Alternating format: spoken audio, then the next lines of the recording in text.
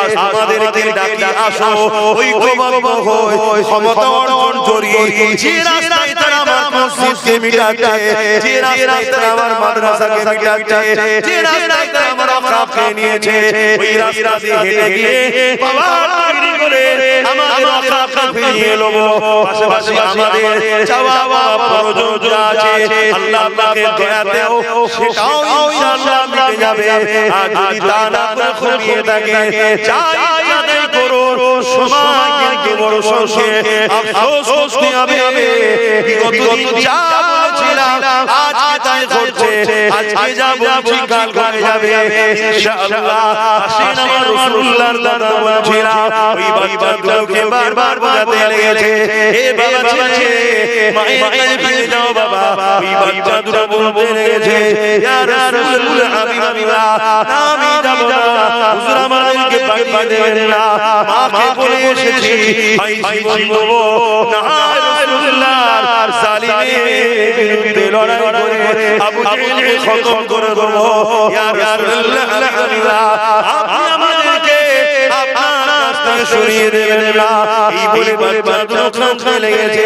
আল্লাহ নবী ভাইয়ের মধ্যে থেকে বললেন, ঠিক আছে তোমার ভাইয়ের মধ্যে সে বড় তাকে আমার সাথে ইজাজত দিলাম, কিন্তু ছোট ভাই তুমি তোমার মায়ের কাছে ফিরে যাও। আজান দিচ্ছে।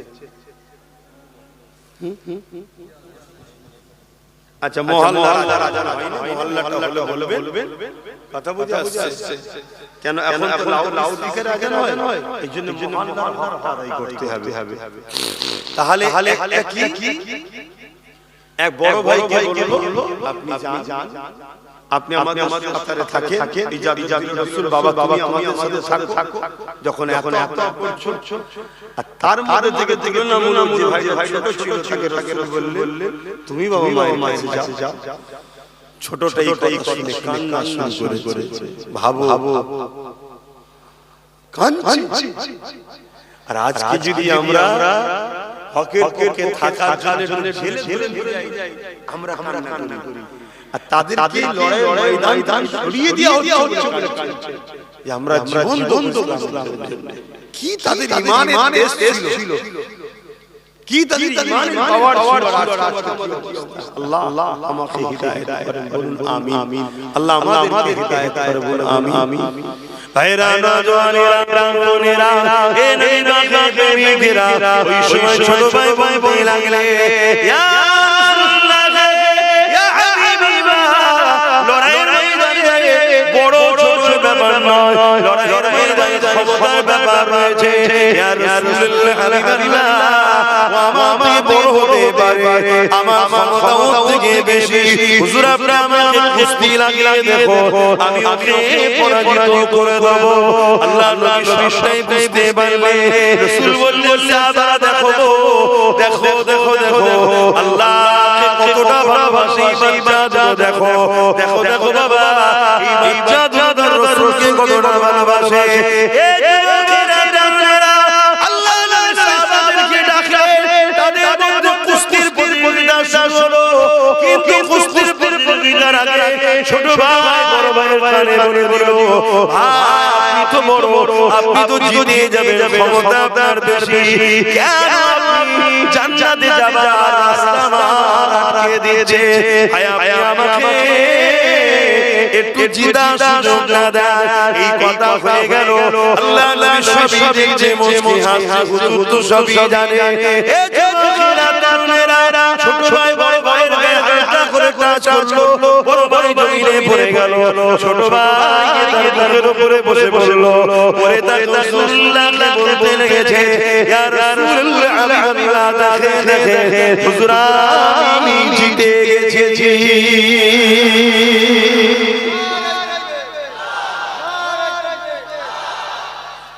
ওইদিকে আবু জেহেল বাহিনীরা দেখছে যুদ্ধ কি করবে, যুদ্ধ করার আগে কি হারবে না? যে জাতি মরার জন্য কম্পিটিশন করে সে জাতিকে পৃথিবীর কোন শক্তি হারাতে পারে। আর যে জাতি বাঁচার জন্য জালিমের পিছনে লুকোয়, ইসলাম বিদ্বেষীর পিছনে লুকোয়, সে জাতিকে তো সবাই মারবে ভাই। আজকে আমরা মূল স্রোত থেকে সরে গেছি। তাই রাসূল বললেন এক সময় আমার উম্মত প্রচুর মার খাবে। সাহাবারা বলেছিল হুজুর আমার ভাইদের কি সংখ্যা কম হবে? রাসূল বললেন না, সংখ্যা অনেক হবে, কিন্তু তারা মুমিনকে ভয় করবে, আল্লাহকে ভয় ছাড়া। বলুন আজ আমরা জালিম শাসকের সামনে কথা বলতে গেলে আমাদের ভাই কি করব, কেস হয়ে যাবে, কাজ বন্ধ করে দেবে, ভাই মারবে, এই ভয় আছে। আমরা দুনিয়াকে ভয় করি, আল্লাহকে ভয় ছাড়া। আরে আমরা মানুষ, আপনাদের কি দোষ দেব? বড় বড় আলেম উলামা হুজুর হযরত সেজে তাদের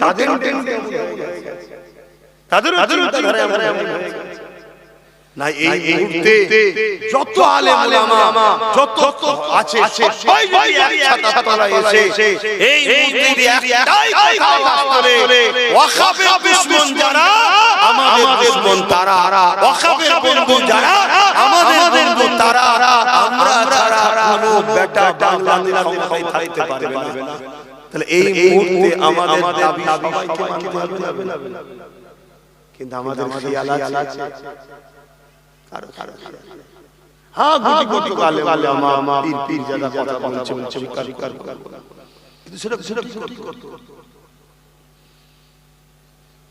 তাহলে কি বলা বলদি নাকি না কেউ যদি নাও বলে তাও বলতে হবে, কেউ যদি সাথ না দেয় তোমাকে তাও হকের থাকতে হবে, যদি তুমি আল্লাহ রাসূলকে ভালো অসুবিধা হচ্ছে ঠান্ডায় দরুদ শরীফ আল্লাহুম্মা সাল্লি আলা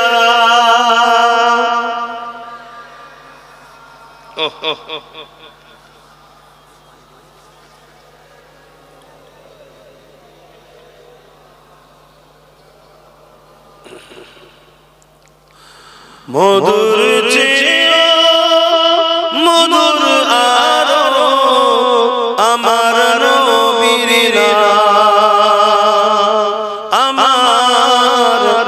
আমার নবীর নাম। মধুর চেয়ে মধুর আরো আমার নবীর নাম, আমার নবীর নাম। ওই নামে মধু পিয়ে দোয়েল খোয়ে বেড়াগে, ওই নামে মধু পিয়ে দোয়েল খোয়ে বেড়াগে। বুলবুলি গায় ওই নামের গুণ, বুলবুলি গায় ওই নামের গুণ, আমার নবীর নাম। মধুর চেয়ে মধুর আরো আমার নবীর নাম।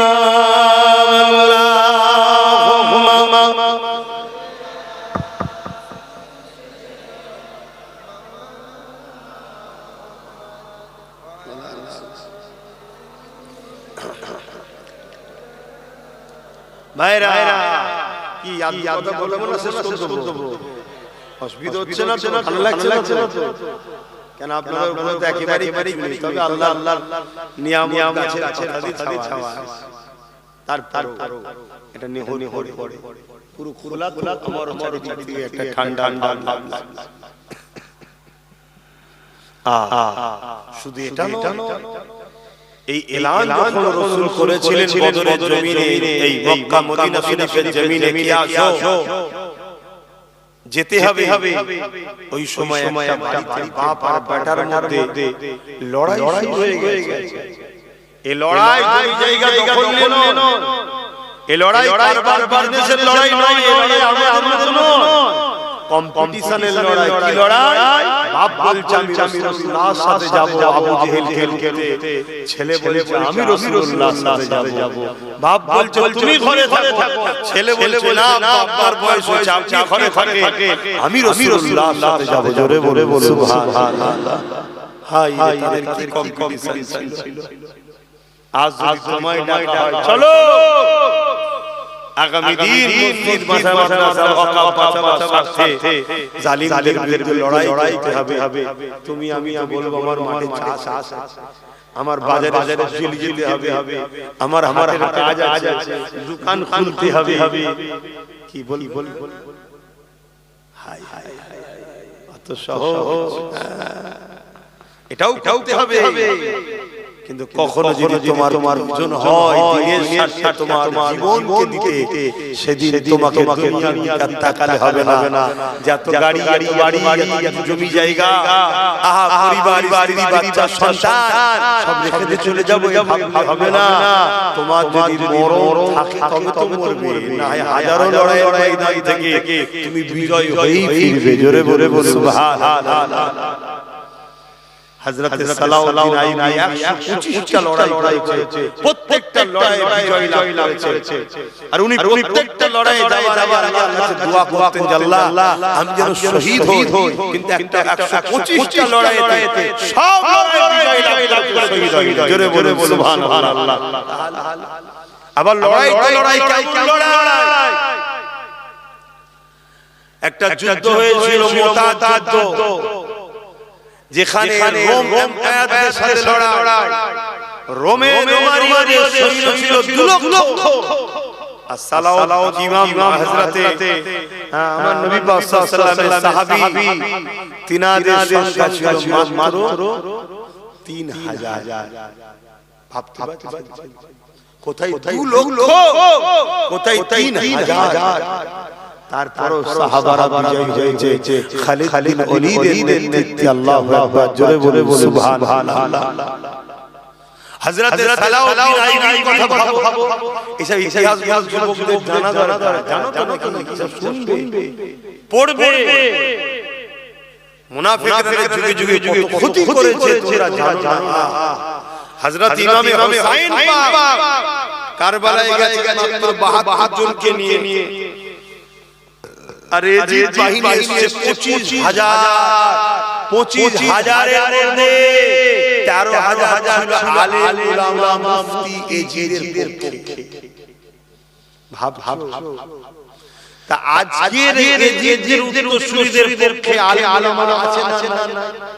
কথা বলছো না তো? থাকবে তো, এটাই তো পরীক্ষা আমাদের যে তুমি মৌলী সাহেব থেকে ছোট না মৌলী সাহেব নবীর পক্ষে আছে না বিরুদ্ধে ওইটা দেখো। এটাই তো ব্যাপার। এজিদ কাউকে বলে পদ দেব, ওই এলাকার গভর্নর দেব, ওই এলাকার তোকে এই দায়িত্ব দেব। কাউকে সোনা দানা দিয়েছে, কাউকে টাকা দিয়েছে। এই সব লোভে পড়ে 13,000 আলেম উলামা মুফতি হাফেজ এজিদের হাত দিয়ে ইমামে হুসাইন পাককে শহীদ করেছে। এসব ওয়াজ পড়ে জেনে শুনে ওয়াজ করতে বেরিয়েছি। আমাদের জন্য দেখি কোনো ভরসা নাই। কেন আজ অনেক আলেম উলামা আমার বিরোধী আজকের এজিদের সঙ্গে থেকে করে না। কিন্তু সব চিন্তা করতে গেলে হবে না।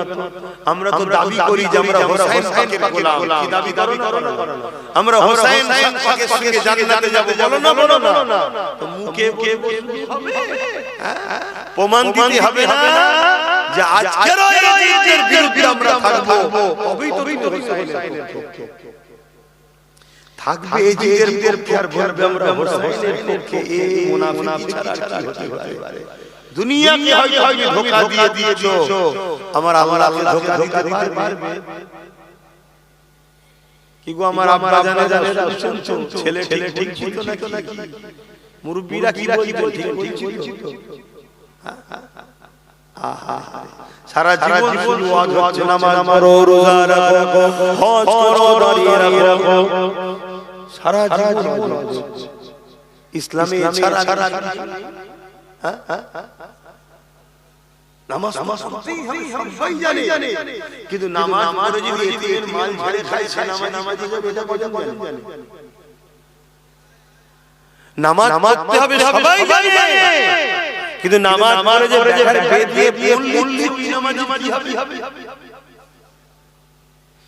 রোজা রাখতে হবে সবাই জানে, রোজা রেখে গরিব এতিম অসহায়দের পয়সা লুটে তার পার্টিতে বেঈমান মুশরিক কাফেরদের সাথে একসাথে গপগপ কি হবে এটা কজন জানে? কি গো বল আপনাদের কাছে কষ্ট দিচ্ছে, আমি খালি শুনতে চাই না, আমি শোনা। চলেন ছোট ছোট করদি ইয়া নবী সালাম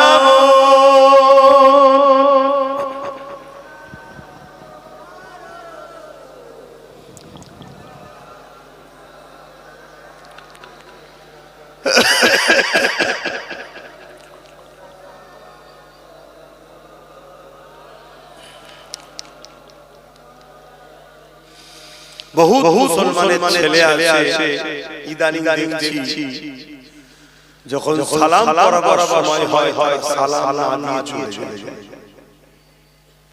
কথা বুঝা আসছে না? এটা কি আমাদের জন্য খুশির খবর না দুঃখের খবর? তো কি করে চেষ্টা তো করছি, যদি জাতি যদি বোঝে, যেদিকে না বোঝে তার করতে পারে। আমার করার আছে কি? তালা বদর আলাইনা মিন শানিয়াতিল ওয়াদা وجب الشكر علينا ما دعا لله يا نبي سلام يا رسول سلام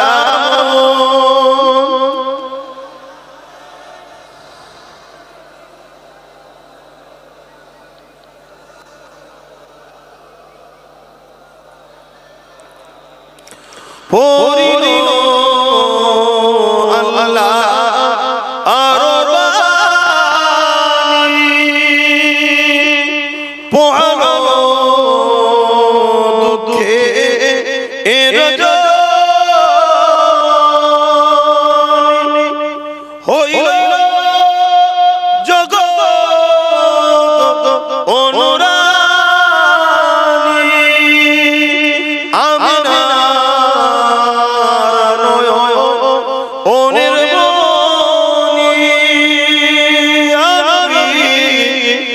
سلام يا رسول سلام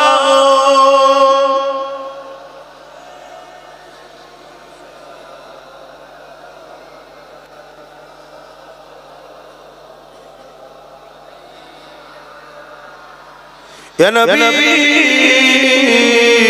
مدينة সব কিছু পারে দেখি মদিনা কবরে রাখি লইবেন অনরে নবী সালাম ইয়া রাসূল সালাম ইয়া সালামাতুল্লাহ।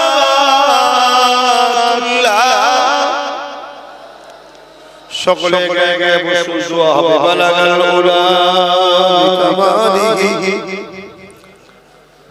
كسبت تجا بجماله حسنت جميع قصاره सल्लु अलैहि व आलिहि अल्लाहुम्मा सल्ली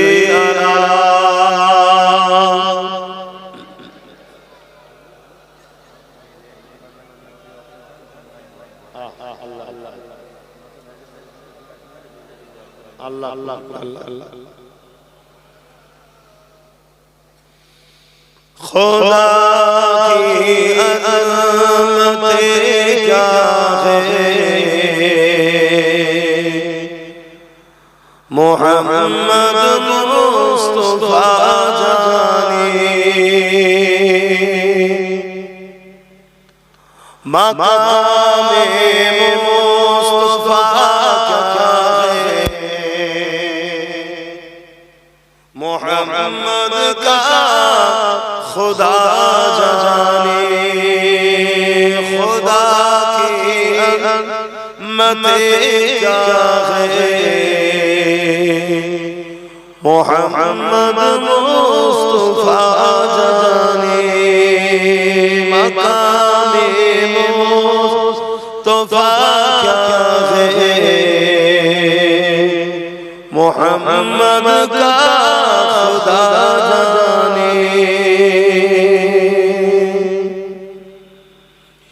काज जिब्रील ने सिदरा तलक मेरी रसाई थी काज जिब्रील ने सिदरा तलक मेरी रसाई थी है कि मंज़िल आगे नबी जाने खुदा जाने खुदा की अज़मत क्या है मोहम्मद मुस्तफा जाने मकामे मुस्तफा क्या है मोहम्मद का खुदा जाने मदीने हाज़री के मांगते रहना दुआ यारो मदीने हाज़री के मांगते रहना दुआ यारो अशर होगा या नहीं होगा अशर होगा या नहीं होगा नबी जाने दुआ जाने खुदा की अज़मत क्या है मोहम्मद मुस्तफा जाने मकामे मुस्तफा क्या है मोहम्मद का खुदा जाने अल्लाहुम्मा सल्ली अला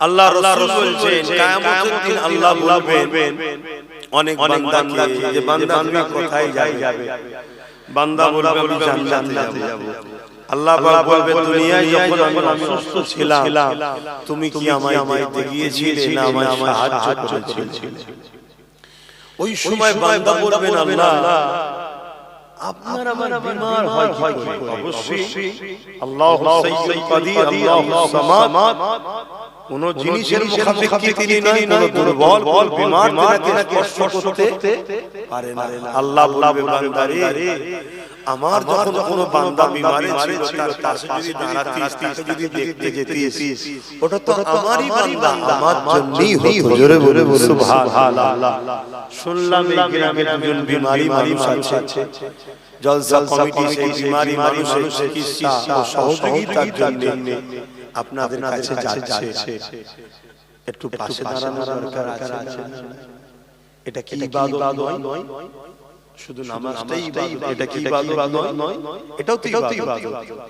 দেন পকেটে হাত দেন, যার যা খুশি শরীক হন, আর সকলে বিসমিল্লাহ শরীফ, দরুদ শরীফ, সূরা ফাতিহা, সূরা তেলাওয়াত করুন। আমাকে এমনি ঠান্ডাও লাগছে, আর আপনাদেরকে আমি কষ্ট দিতে চাইছি। সে যাও যাও যার যা খুশি দেন তেলাওয়াত করুন।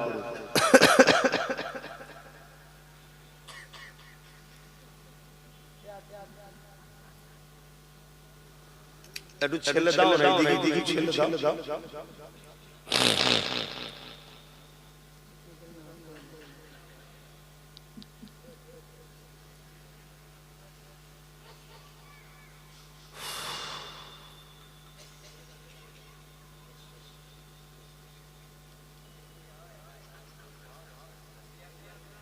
দাও হাত লম্বা করে দাও না, হাত লম্বা করে দাও।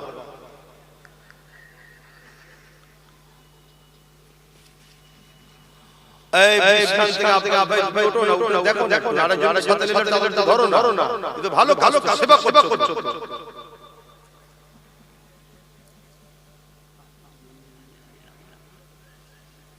এই এতে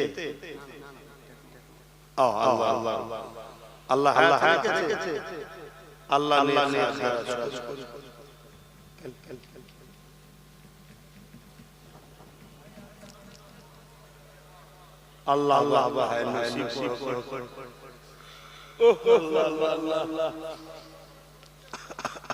খুব ঠান্ডা লাগছে। একটু কম ঘিরে ঘিরে দেয় রে বাবা আমাদের ঘরে। আমি বাগান ঠান্ডা মুরব্বিদের ঠান্ডা লাগছে তো, মুরব্বিদের ঠান্ডা লাগে না লাগাটাই স্বাভাবিক, কারণ আপনারা সলিড খেয়েছেন, আমরা সব ভেজাল খাচ্ছি।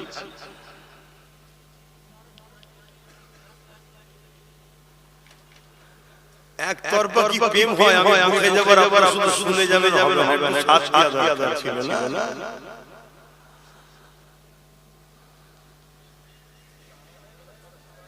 হ্যাঁ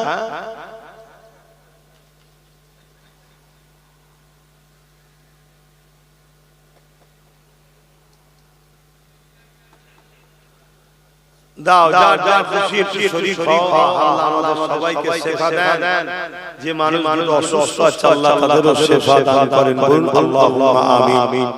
আসেন নিজেদের গুনাহ খেয়াল করে তওবা করেন, সকলে বলুন বিসমিল্লাহির রহমানির রহিম। আল্লাহ তাআলা আমি জানা ওয়া জানা ইচ্ছা ওয়া ইচ্ছা সকল গুনাহ হইতে তওবা করতেছি। আস্তাগফিরুল্লাহ রাব্বি মিন কুল্লি জামবি ওয়া আতুবু ইলাইহি। আশহাদু আল্লা ইলাহা ইল্লাল্লাহু ওয়াহদাহু লা শারীকা লাহু ওয়া আশহাদু আন্না মুহাম্মাদান আবদুহু ওয়া রাসূলুহু। লা ইলাহা ইল্লাল্লাহ মুহাম্মাদুর রাসূলুল্লাহ সাল্লাল্লাহু আলাইহি ওয়াসাল্লাম। পাঁচ ওয়াক্ত নামাজ পড়বেন, রোজা রাখবেন, মাগফিরাত করবেন, হালাল খাবেন, হারাম থেকে থাকবেন, মালদাররা যাকাত দেবেন, হজ করবেন, দেশকে ভালোবাসুন, আমাদের ওয়াকাফ ধ্বংসের দিকে ওয়াকাফের জন্য সংগঠিত হন। শেষ কথা আমার উপরে আপনাদের বিশ্বাস, ভক্তি, ভালোবাসা দিল থেকে আছে, একটু হাত তুলে সাক্ষী দেন। এই হাতগুলো সত্য, আলহামদুলিল্লাহ। এই হাত যদি সত্য হয়, আমি কথা জিজ্ঞেস করছি। আমার একটা বক্তব্য সমাজের বুকে কেটে জালিমরা ছড়িয়েছে কি আমি বলি টিএমসিকে ভোট দেয়া হারাম। কি বলি বলুন টিএমসিকে ভোট দেয়া হারাম। যারা ভোট দেবে তাদের ঈমান থাকবে না, যদি মুসলমান হয় তার ঈমান থাকবে না। এই ভিডিওটা কেটে ছেড়ে আপনারা কি দেখেছেন? অ্যাকচুয়ালি আমি বলেছিলাম, একটু ছোট করে আপনাদের বলে শুনবেন। অ্যাকচুয়ালি আমি বলেছিলাম কেন্দ্র সরকার গায়ে জোর দেখিয়ে সংখ্যাগরিষ্ঠতা দেখিয়ে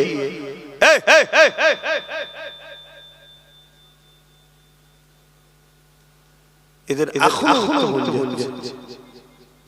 তোদেরকে সেই পিছনে পড়ে দাঁড়া যদি আসি আমি জানি এর একটা ভালো কাজ সেটা হচ্ছে অনেক ছেলে বাইরে বাইরে বাইরে বাইরে সব থাকে না, তারা গান গান না শোনা কম কম আওয়াজ শুনছে, এই লাইন হয়তো বসে বসে দেখে, এটা একটা ভালো ভালো কাজ নাকি? সেই জন্য সুযোগ তোমাদের এখনো হচ্ছে, ওই সব সবচেয়ে ভালো দূরে করে থাক থাক। তো যাই হোক আমি কথা বলছিলাম, অ্যাকচুয়ালি আমি কি বলেছি বলার উদ্দেশ্যটা কি? আমি বলেছি মসজিদ মাদ্রাসা কবরস্থান ঈদগাহ খানকা ওয়াকফের পক্ষে দাঁড়িয়ে আল্লাহর ঘরের মন্দিরের বিরুদ্ধে কথা বলা দরকার আছে না? আওয়াজ বলুন আছে না? আমি বলেছিলাম কেন্দ্রের বিজেপি সরকার সংখ্যা গরিষ্ঠতা দেখে 2025 একটা আইন করেছে ওয়াকফ কালা কানুন, জানেন তো নাকি? যে আইন দ্বারা তারা আমাদের মসজিদ মাদ্রাসা ওয়াকফকে শেষ করে দিতে চাইছে, এটা ঠিক হচ্ছে না অন্যায় করছে? আল্লাহ রাসূল বললেন যে কেউ অন্যায় করে তাকে হাত দিয়ে রোকো। মুসলিম শরীফের হাদিস, কোন কিতাবে আছে? মুসলিম শরীফ রাসূলুল্লাহর হাদিস। দ্বিতীয় নম্বর, যদি কেউ হাত দিয়ে রুখতে না পারে রাসূল বলছে তাদের প্রতিবাদ করো। যদি মুখে প্রতিবাদ করতে না পারে রাসূল বলছে অন্তর থেকে ঘৃণা করে সরে যাও। এই ঘৃণা করে সরে যাও বলার পরেই হাদিসে এসে বলছে এই ঘৃণা করে সরে যাওয়াটা হলো বড় দুর্বল ঈমান। তার মানে হয় হাতের ওপর নাই প্রতিবাদ করে, এটা হলো মজবুত ঈমান। আর ঘৃণা করে সরে যাওয়া এরও ঈমান আছে কিন্তু দুর্বল। আমি হাতে বলার পরে আমি বলেছি কেন্দ্র সরকার যখন অন্যায় করছে তাহলে মুসলমান হিসাবে ঈমানদারদের দায়িত্ব হাতকে তার বিরোধী করা। যদি হাতকে রুখতে না পারে তাহলে মুখে প্রতিবাদ করা। এবারে মুসলমান হাতের উপরে বলে না, মুখে প্রতিবাদ করতে বলে না, অন্তরে ঘৃণা করা দরকার আছে না? তা না করে যদি ভোট দেয় মুসলমানের মানে ঈমান আছে।